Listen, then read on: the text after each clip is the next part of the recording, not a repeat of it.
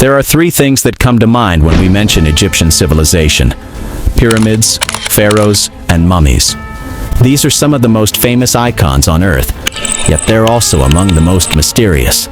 However, recent archaeological digs may finally bring us closer to understanding these ancient secrets. As a matter of fact, some of these new finds challenge what we thought we knew.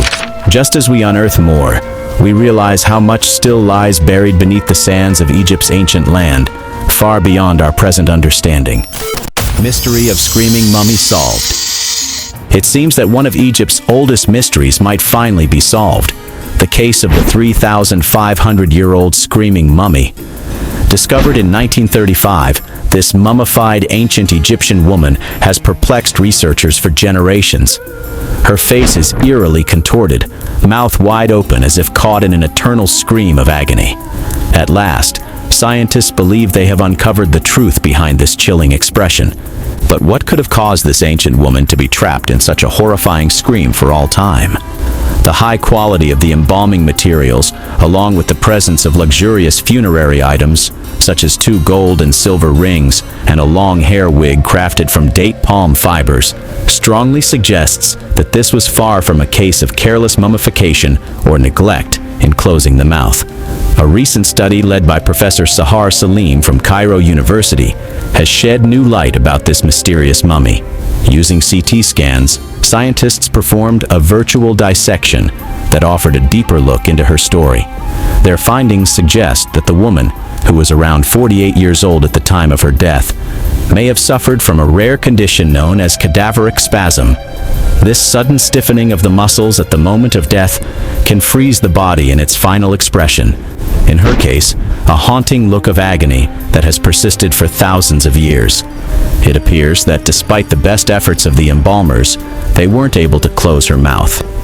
The examination also uncovered more details about her life. She had lived with mild arthritis in her spine and had lost several teeth. However, her exact cause of death remains a mystery.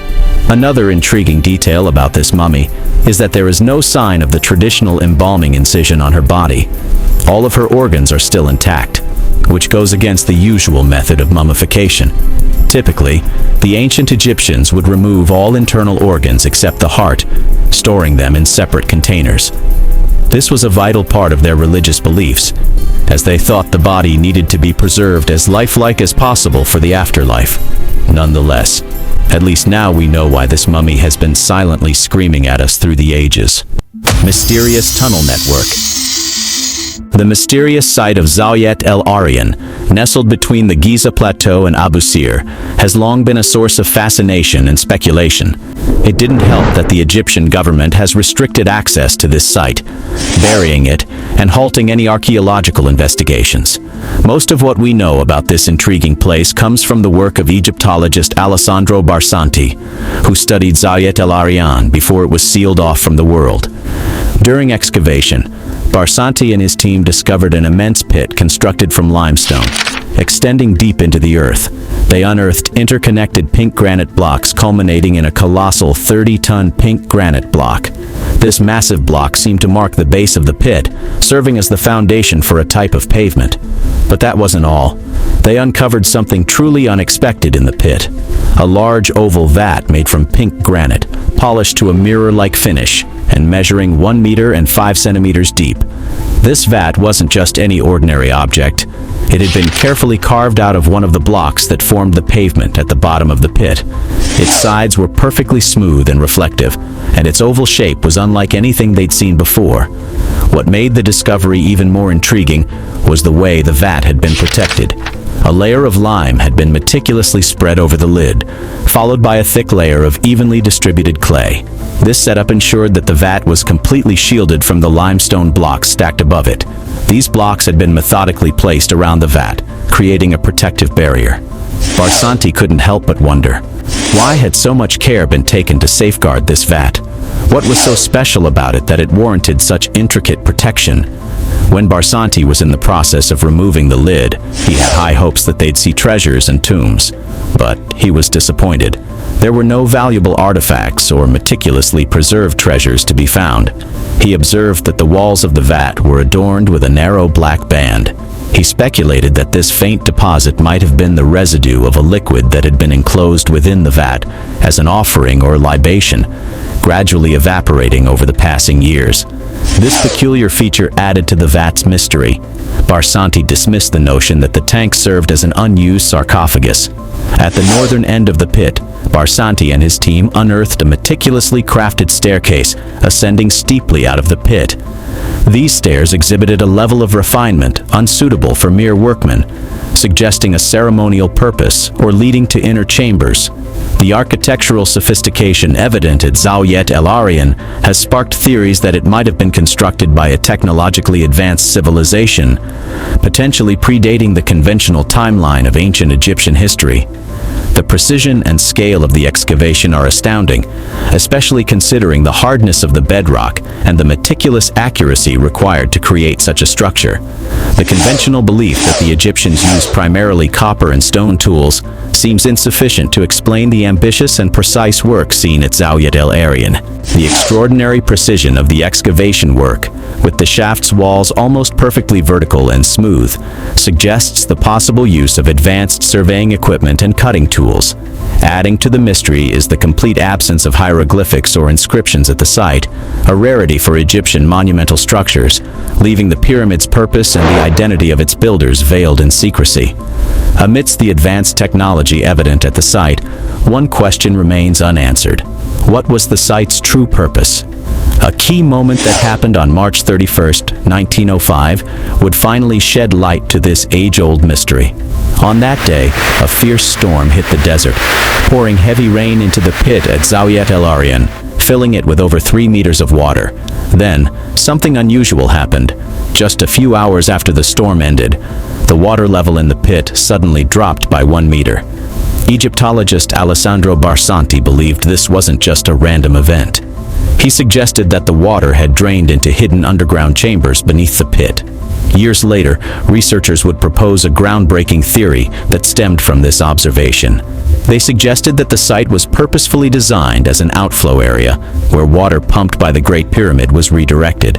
According to their theory, the site functioned as a reservoir, carefully engineered to collect water from deep underground sources.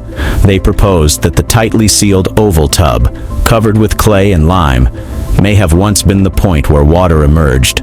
It's believed that the tub was sealed off when the pump ceased to function, preventing any potential leakage. As the years passed, the pit became filled with a chaotic mix of limestone blocks, almost as if a natural spring had been buried. It's possible that ancient civilizations built an extensive underground irrigation network powered by a mighty pump, stretching from this site to Zawiat el-Aryan and beyond. Some researchers concluded that the pit at Zawiat el-Aryan was connected to the Great Pyramid by a network of underground tunnels. However, they proposed that these tunnels might have served a purpose beyond irrigation. Instead, they suggested the tunnels could have been used to transport electrified water, potentially providing power to the ancient civilization.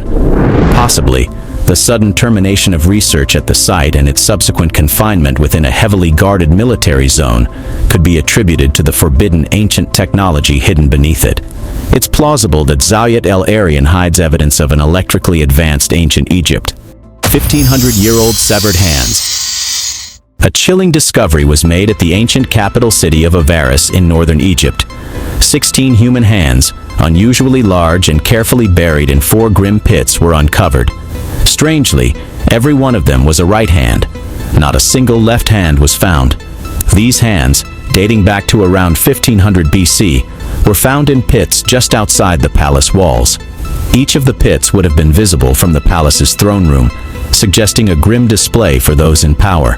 If this was indeed part of a ritual, you might wonder why right hands were chosen instead of heads. Egyptian texts speak of a practice called the Gold of Honor, where warriors would offer the right hands of their slain enemies to the pharaoh in exchange for gold necklaces or pendants shaped like flies. What makes this discovery more intriguing is the startling absence of cut marks on the bones, implying that the hands were removed with meticulous, almost surgical precision. Experts believe the tendons were severed after death, once rigor mortis had set in, but the hands were buried before decomposition could cause them to disintegrate. According to ancient Egyptian beliefs, This mutilation would have doomed the fallen enemy to be barred from the afterlife, a fate far worse than death itself. Talk about a double defeat. Lost ancient waterways. For centuries, the mysterious placement of over 30 ancient pyramids in a seemingly desolate stretch of desert far from the modern Nile River has puzzled scientists. But recent studies might be getting close to finally uncovering the mystery behind their weird locations. The stretch of land near the ancient Egyptian capital of Memphis is home to the iconic Great Pyramid of Giza, along with the pyramids of Khafre, Cheops, and Mykerinos. Although these monumental structures are close by, the Nile River, as it exists today, is actually quite far from them. How did ancient Egyptians manage to transport massive blocks to this site? For years, archaeologists speculated that the ancient Egyptians must have relied on a nearby waterway to transport the massive stones used in the construction of these pyramids. It seems like they were right all along. Using satellite imagery, researchers have recently uncovered evidence of a long-lost 64-kilometer branch of the Nile River, now vanished from the landscape. They propose naming this ancient river Ahramat, meaning pyramids in Arabic, as it likely played a crucial role in the construction of these colossal structures. This water route provided a vital channel for moving the enormous stone blocks and other materials needed to build the pyramids. The discovery not only explains the high concentration of pyramids in this region, but also answers a long-standing question about the logistics behind the creation of the Giza complex and the other pyramids scattered across the western desert plateau. Field surveys and sediment cores confirm the presence of this ancient waterway, revealing that, unlike the barren desert we see today, the valley was once a lush network of freshwater marshes and floodplains. Up to 6,000 years ago, the area teemed with life, and by the beginning of the Old Kingdom around 2686 BC, inhabitants had settled along the natural levees and islands created by the river. As time passed, the main channel of the Nile River gradually shifted sideways, while its smaller offshoots became clogged with silt. As a result, many ancient Egyptian sites now stand far from the river's present-day flow. World's largest museum. Egypt just added another marvel to its belt. This time it's the world's largest archaeological museum, redefining the museum scene. Just 2 kilometers north of the iconic pyramids of Giza, and a mere 20-minute drive from the bustling heart of Cairo, a vast complex stands as a gateway to the ancient world. The Grand Egyptian Museum stretches across an astounding 500,000 square meters, an area roughly equivalent to 80 football fields. This monumental museum will be the guardian of a civilization over 7,000 years old, housing more than 50,000 ancient Egyptian artifacts. Among these treasures, nearly 30,000 will be unveiled to the public for the very first time. The centerpiece of the museum is the treasures of the famous boy king, Tutankhamun, who ruled from 1332 to 1323 BC during the late 18th dynasty. Though his tomb was unearthed over a century ago in the Valley of the Kings near Luxor, it is only now that the complete collection of nearly 5,000 burial artifacts will be displayed together for the first time. But that's not all. This museum will also showcase cutting-edge technology, with one of the standout features being Tutankhamun's Tomb VR experience. This immersive journey transports you back to 1922, allowing you to virtually explore the pharaoh's tomb exactly as it was when first uncovered. The journey to bring this monumental project to life has been long and filled with challenges. The vision for the Grand Egyptian Museum was first announced in 1992, when former President Hosni Mubarak designated a site just 2 kilometers from the Giza pyramids for its construction. However, it wasn't until 2012 that work truly began. After more than 2 decades of relentless dedication and hard work, the museum is poised to open its doors by the end of 2024. This colossal project came with a hefty price tag, costing a staggering $1 billion. The Egyptian government is banking on making this investment pay off, with hopes of attracting an impressive 5 million visitors each year. They hope to transform this modern marvel into a thriving cultural and economic centerpiece for the nation. Ancient hydraulic lift. Researchers have recently proposed a groundbreaking theory suggesting that hydraulic force may have played a pivotal role in building the colossal pyramids. According to this new theory, the internal architecture of the step pyramid of Djoser in Saqqara supports the idea of a hydraulic lift system. To explain how it works, researchers propose that a massive enclosure west of the pyramid could have functioned as a dam, trapping sediment and water. This water might have then flowed eastward into a floodplain, possibly a former lake, and from there into the dry moat surrounding the pyramid. The compartments within the moat may have acted as a water treatment facility, purifying and regulating the flow. Finally, this water could have been used to elevate stones. By directing water into a vertical shaft, a pulley system might have allowed a float to rise, lifting a platform. Once the rocks were placed on the platform, draining the shaft would lower the float and raise the platform. There is evidence that the ancient Egyptians used hydraulics for various tasks, from transporting materials to building ports, locks, and irrigation systems. Given their expertise, it's not far-fetched to imagine they may have employed similar technology to construct the massive pyramids. While this theory still requires further investigation, it does give us greater confidence that the pyramids were indeed the work of our ancestors, not the handiwork of an extraterrestrial civilization. Mummified baboons. The tombs at Tuna El Gabel stand as masterpieces of ancient craftsmanship, hailing from the Ptolemaic dynasty of Egypt. Hidden within this expansive necropolis is a chamber that provides a captivating window into the spiritual beliefs of the ancient Egyptians. Square windows, etched with intricate script, offer a glimpse into vaults that hold mummified remains, not of humans, but of baboons.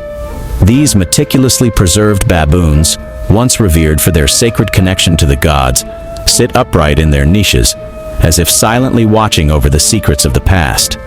The sacred baboon was a constant presence in ancient Egyptian art and religion, appearing in everything from pre-dynastic statues to wall paintings, amulets, and sculptures, a tradition that endured for over 3,000 years. In many of these depictions, the baboons are adorned with a circular lunar disc, symbolizing their divine connection. You might wonder why the ancient Egyptians held baboons in such high regard, especially when we typically associate power in ancient times with symbols like snakes. Some scholars propose that the Egyptians believed baboons possessed a unique connection to the sun god Ra and the moon god Thoth. After observing the baboons' behaviors and vocalizations, the Egyptians may have seen these creatures as messengers between the mortal world and the divine, earning them a revered place in their spiritual practices. The next time you see a baboon, remember that to the ancient Egyptians, these creatures were more than just animals. They were revered as sacred beings with a deep connection to the gods. 5,000-year-old nativity scene. In the vast, sun-scorched expanse of Egypt's Sahara Desert, a find that has the potential to question the origin of one of Christianity's most enduring icons has been discovered: the nativity scene. It's a 5,000-year-old rock painting that could be the earliest nativity scene ever found. This ancient artwork, hidden away in a remote cave, portrays a newborn nestled between two parents, flanked by animals, with a star shining brightly in the east. The scene bears an uncanny resemblance to the biblical story of Jesus' birth, yet it predates it by some 3,000 years. This prehistoric painting was uncovered by a team of Italian researchers during their explorations between the Gilf al-Kabir Plateau and the Nile Valley. It's believed to date back to the Neolithic or Stone Age. The rock painting, created in reddish-brown ochre, is rich with intriguing symbols. Others would have just dismissed this as a normal depiction of a family. However, it's the other details on the painting that make it unique. For instance, it features a headless lion, a figure that resonates with the biblical title of Jesus as the Lion of Judah.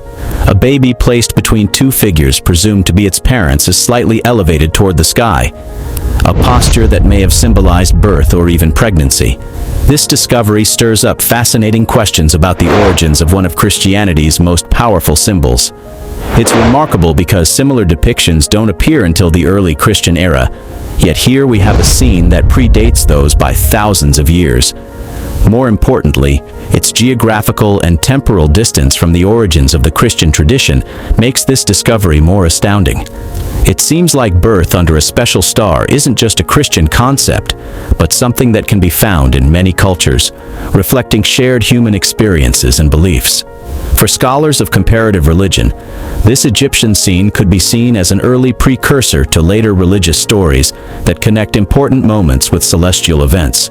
If you're interested to know more about the rich history of other countries, be sure to watch our next video. Hope you like our story. Catch you in the next one.